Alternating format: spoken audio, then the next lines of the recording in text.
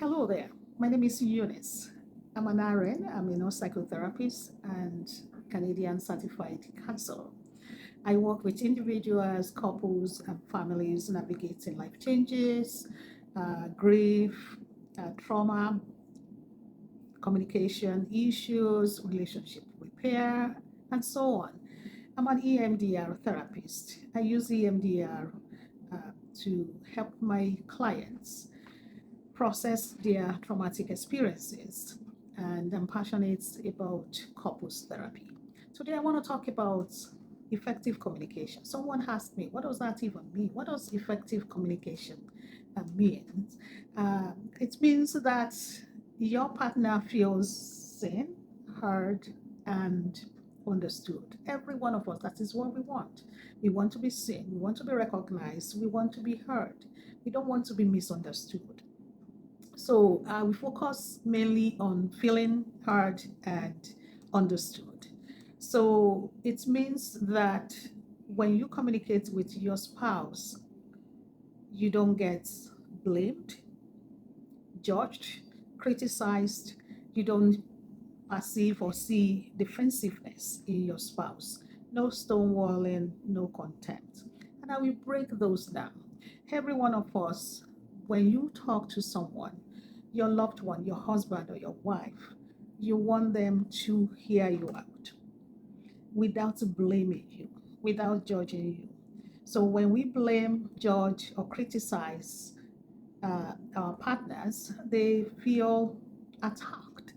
And it is a normal response for human beings. When we feel attacked, we want to defend ourselves. So, an effective communication in relationship is the one that is devoid of making your spouse feel like they are in a court of law, that they have to defend themselves.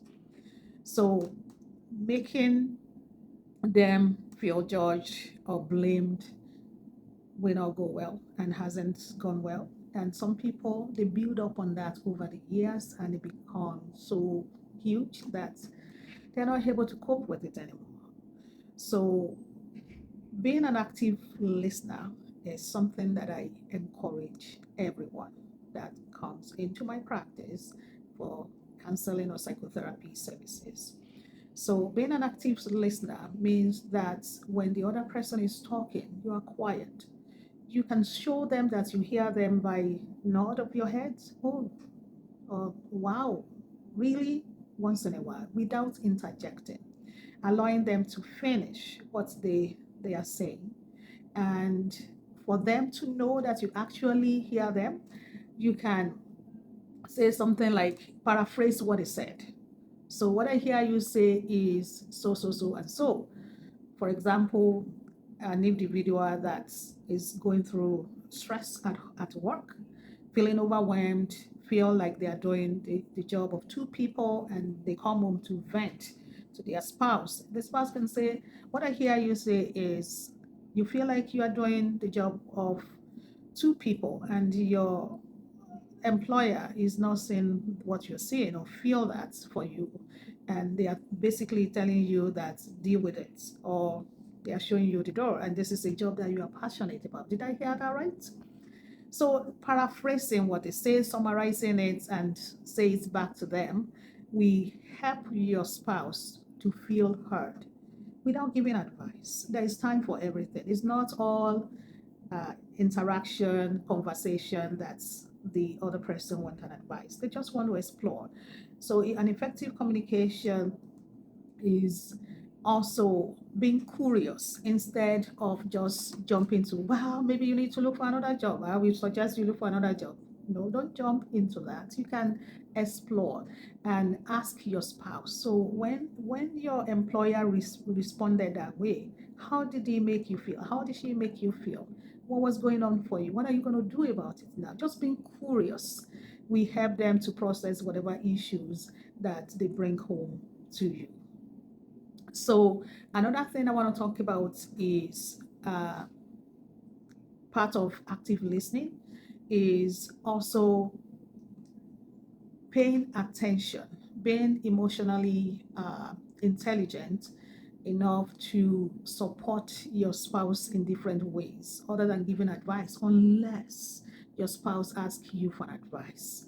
So they had a rough day, you can ask, so how can I help you? What would you like me to do? Do you want me to get you something to drink? Do you want me to cook dinner this evening? If your partner supposed to cook dinner that evening, what can I do to help uh, you unwind and distress? So maybe, do you want us to eat out this evening instead of cooking, or what would you like to do? So just offering to help in different ways. And if you know what your spouse will like, you can even surprise them and just do it without asking, because you already know. So another thing I want to talk about is validation. So telling your spouse that, yeah, if they did something, yeah, I will do that too. Like validating their feelings and their actions. That, oh yeah, I will do that too. That's awful. Really, they did that to you. Oh my. Helping them to know that their feelings are valid. So if your spouse is anxious, yeah, I will be anxious in that situation too. Yeah. Normalizing their feeling instead of saying you should be bold, you should be strong, you shouldn't be anxious about anything, this, and that. And recognizing and validating the human nature of human species, that we are human. So it's okay to be anxious about certain things. I hear you, I see you in that. So another thing is, don't be defensive. So if your spouse express their concern or their observation about something that you did or they expect you to do that you didn't do, acknowledging that, oh, I really didn't know that it made you feel that way when I left the garbage and I didn't empty the garbage, or whatever happened that you didn't do or do, or and that your spouse expected the opposite of what you did or what you didn't do. So you can say something like, oh, I am sorry. And it's okay to say, I'm sorry. Don't imply that you are sorry and expect your spouse to understand. So some people, they make their partner read their minds. You can express yourself without giving your partner an extra work to do, extra work of guessing or assuming. So when you imply apology, maybe your action implies apology, say it out. Oh, I'm so sorry, dear, about that. I didn't mean to do that. What would you like me to do different next time? Instead of, well, just come back from work and give your spouse the gift. You can do that too, but verbalize your apology. Let them know that you are not defensive. That, well, it is what it is. I was wrong. What can I do uh, to change that? Or what should I do next time? What can I do better? Things like that. So that goes a long way to validate your spouse's feelings and their observation. Another thing that I want to talk about is assumption. Do not assume that what yeah, that your spouse did something or they didn't do something. Be curious instead. So if something is on the gray side, you can ask the question instead of just assuming that they meant what they said, what you think you heard. So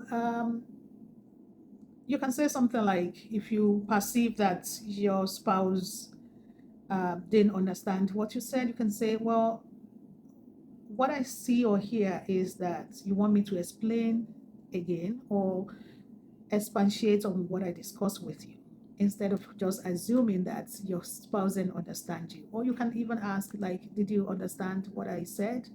Or is there a part of it that you want me to explain? Something like that. We help them to uh, explore more, and it will not put you in the box of assuming, because most of the time I find that our assumptions are wrong. I've seen couples that they assume certain behavior from their spouse for a long time, and it wasn't that. What they think was happening what was happening until we exploit in session and they realize that their assumptions were wrong. So assumption is toxic in a relationship. You don't want to assume anything. You don't want to assume that your spouse did something or they didn't do something. Be curious in a tone that demonstrates respect and honor, not showing anger or contempt.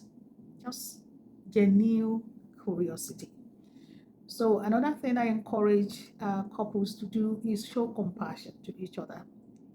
Be Show empathy as well.